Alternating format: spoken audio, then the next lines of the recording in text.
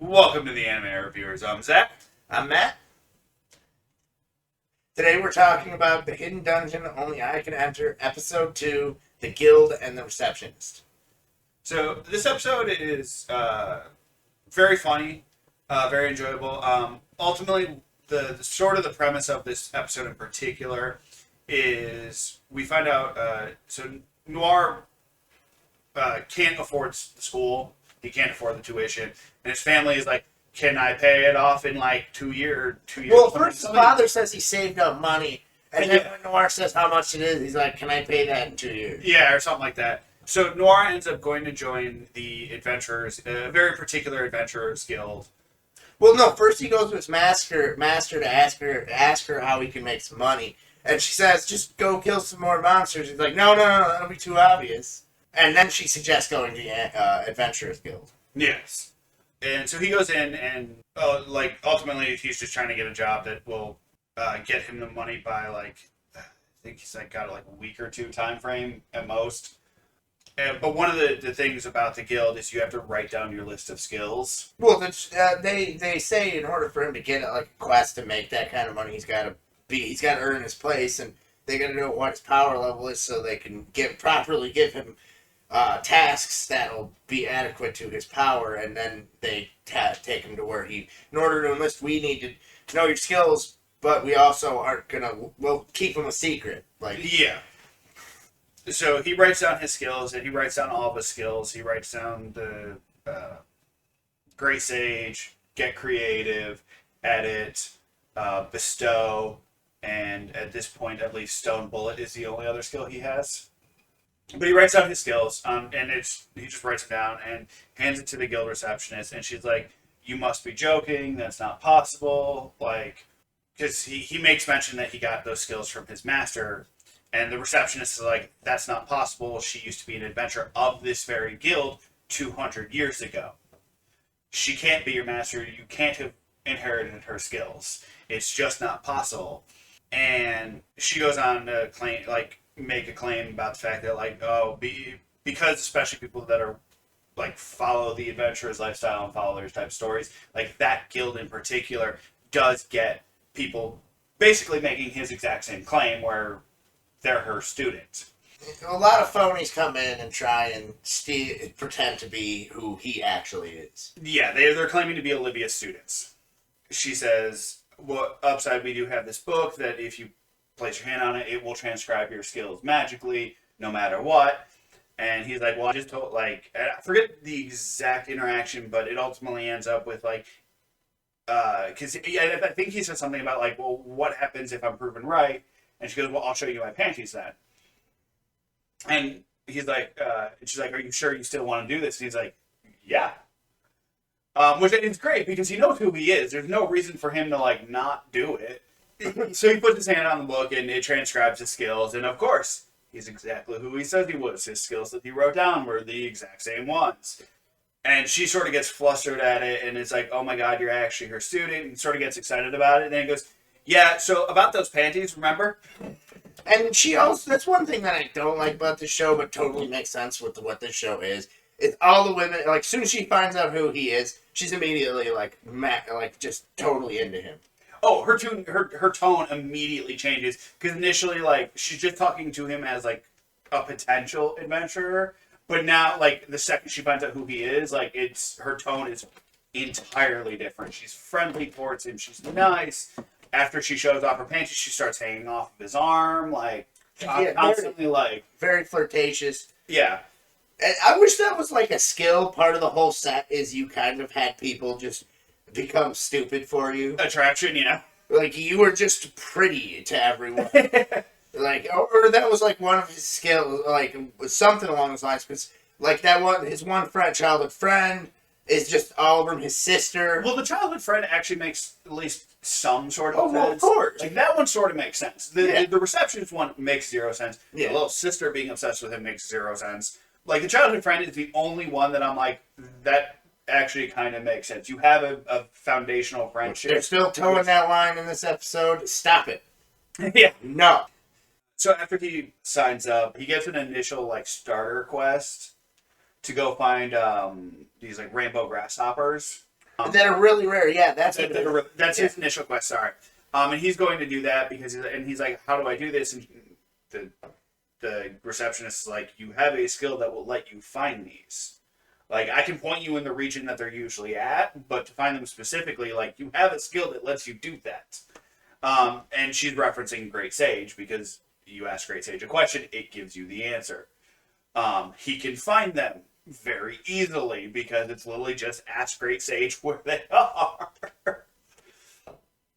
And I find it really kind of dumb, the fact that, like, so he spends, when he does it, like, before he uses Great Sage, he spends life points to get himself a headache immunity, thinking it'll get rid of the Great Sage, because that's what the Great Sage gives him, is a headache. And the most it does is it makes it slightly better. Yeah. And I think, like, it's sort of a weird thing, because it's like, well, you're giving him a headache, but headache immunity doesn't, like, they're sort of contradicting the whole magic exists and does things. Well, in a way, what's happening is because there's that. How they set that up is his girlfriend talks to something about it. Well, she's his girlfriend, but he doesn't call her his girlfriend. I just don't remember her name. I hate that. The blonde girl, best friend. That's a girlfriend. You have a romantic kiss on the top of a balcony, and she's 2 steps away from stalking you. 2 steps away. She follows him all the way out there. Well, that's why I say 2 steps, because he actually approves of it. That's true. Yeah, but anyway, he tells her that's not good. He's like, good news, we're not going to need to do that as much, and she gets all depressed about it. Yeah, she does. But anyway, so they collect the grasshoppers, go back. He gets some money for that, and is approved to take on other quests. And his friend is like, "Oh, I'll join you. I'll help you out." And it's really interesting because the receptionist is like, "No, you can't do that." Blah blah. Like, the receptionist is trying But I don't like that jealous. She's clearly just a jealous. Oh, it's absolutely a jealousy thing. It's hysterical, especially since you see other people from the guild watching this brewing fight start. And it's great because Noir goes to his friend and says, I could absolutely use your help. You're really amazing, or something like that. And then goes to the receptionist and sweet talks her into letting it happen. So they both end up okay, fine, And he gets a quest to go hunt a giant rabbit because he needs, like I said, he needs a lot of money very quickly. And his best friend is approved to go with him. And they start going to hunt this thing, and the fight with the rabbit is nothing really special. It's just an oversized, a gigantic rabbit. And he just uses stone bullet, which is probably going to be his. Oh, it's absolutely going to be his go-to thing. But what I like is the fact that stone bullet really. Yeah, stone bullet really doesn't work against it. Because its hide is too thick. What he ends up finding out he needs to do is he needs to increase his friend's dagger proficiency. Yeah, that's so that she can cut through it. So they sort of get beat up by the rabbit and retreat into a forest. And he's trying to figure out how to increase her power. And initially he's like, "Oh, what if I just give her a new skill? Can't afford it. What if I upgrade her skill? Well, I need to get life points in order." He can, if he upgrades her skill, it's less costly. But right now, he still doesn't have the he technically has the LP to do it, but it puts him at and he'd be low health. He'd be really low health. So he's like, "Okay, we need to," and he's like, "We need to do something so that I need to ask you for a favor. I need to nibble on your ear." And of course she's he says what, and then she agrees to it when they're being chased by something that can kill them. And her moans, yes, let's call them, because it's clearly a little something more than just a moan. Yeah. Almost get them caught by it. Well, actually, no. That's how the rabbit discovers them. Well, it almost gets. Yeah, it almost gets them caught. And then he puts his hand over her mouth and keeps going until his LP goes up.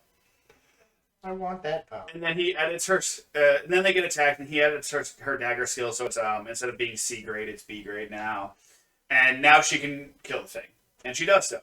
Then they go back to the village or they go back to the town, and they brought the rabbit's horn because it's a giant rabbit with a horn on it, and they present it to the guild, and they're like, "Oh yeah, that's proof of its death." Which, how is that proof of its death?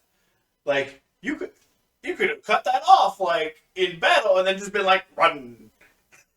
I'm sorry, I would not take that as proof of death. But, like, what they end up doing, because he finds out the fact that, like, rabbit meat's really delicious, or especially that's what it is. Yeah, he finds out the giant rabbit meat is actually super delicious, and it's something that, like, especially if adventurers take it down, they very often harvest what they can and try to cook it right away because it's so tasty. And he's like, "Oh, neat! Here," because he basically made like a pocket dimension to store things, and pulls out the rabbit's corpse. And it says, "Cook this for everyone in the guild." Yeah, Which everyone in the guild immediately loves him. Yeah.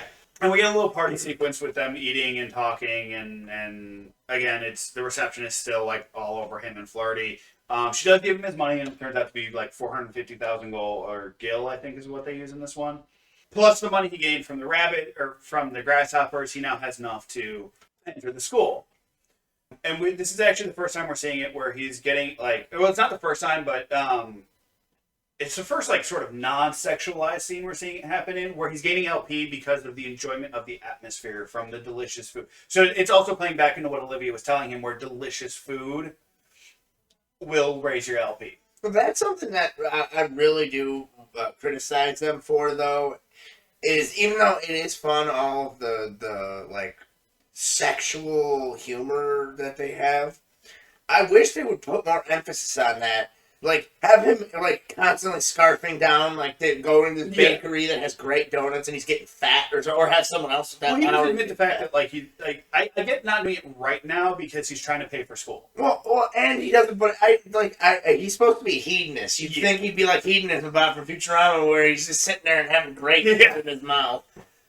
Like, you would straight, like, having him sitting there with his sister doing it, and then he just that scene, like, seeing them close to the line, like, you'd think that he didn't get any LP from that. He made no mention of getting LP from his sister being. Yeah, he got 100.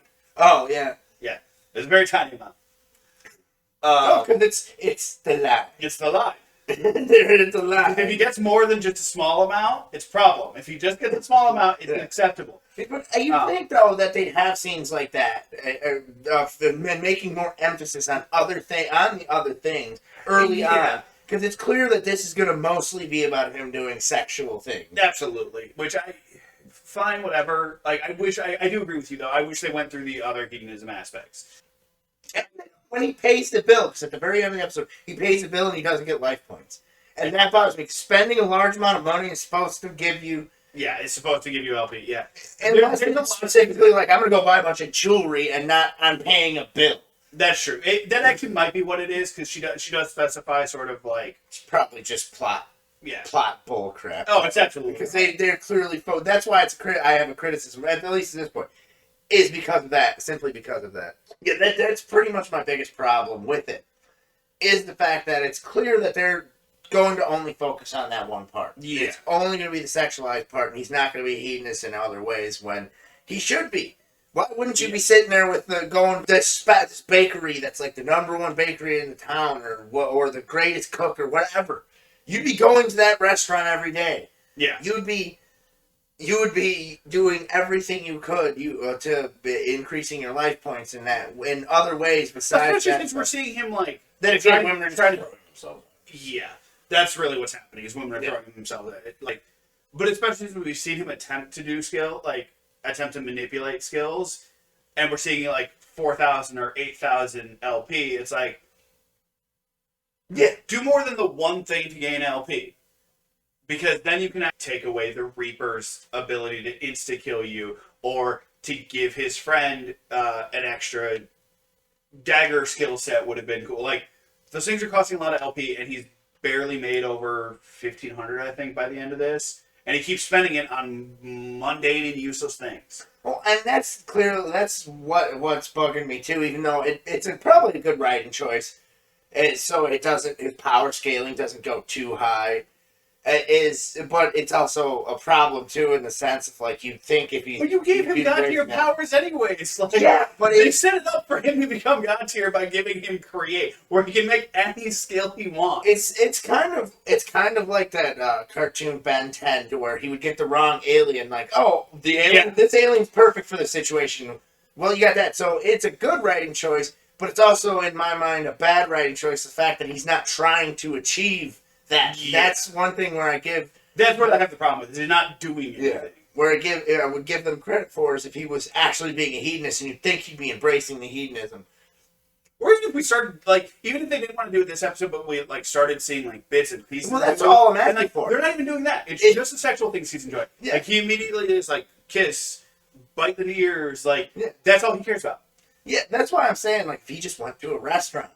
Yeah. Like, that's all it would take is, like, this is the best restaurant, finest dining, and he's getting cup ramen that's just amazing, or dango from a dango stand.